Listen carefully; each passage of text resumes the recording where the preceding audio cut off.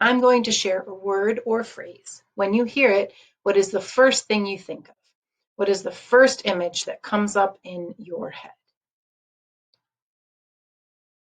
A truck driver. Got a picture in your head? Was this who you pictured? Or this? Or even this? What you picture is based on your life experiences. It's not good or bad, it just is. Let's try another example. A salad. Got a picture in your head? Was this what you pictured? Or this? Or even this? Again, what you picture first is based on your life experiences. It is your bias. We all have it. Let's try another example. A country singer. Got a picture in your head? Was this who you pictured? Or this? Or even this? Remember, what you picture first is because of bias. It is implicit bias, meaning it is unconscious.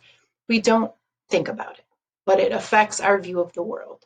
Let's try one last example. A doctor. Got a picture in your head? Was this who you pictured? Or this? Or even this? What you picture first is based on your implicit bias. That means it happens without you thinking about it. Implicit bias results in attitudes, stereotypes, and beliefs that can affect how we see or treat others. Why are we even talking about this? In the classroom, bias affects our first impressions of classmates, teachers, assignments, seating arrangements, and more. In social studies, bias affects what authors write about, their point of view when writing, for example, what to include, what to leave out, as well as language choices. Each document is a piece of the story. Understanding bias helps us to identify which piece.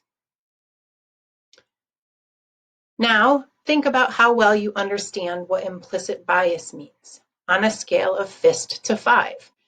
0 means I don't understand implicit bias at all, and 5 is I completely understand. In fact, I could teach it.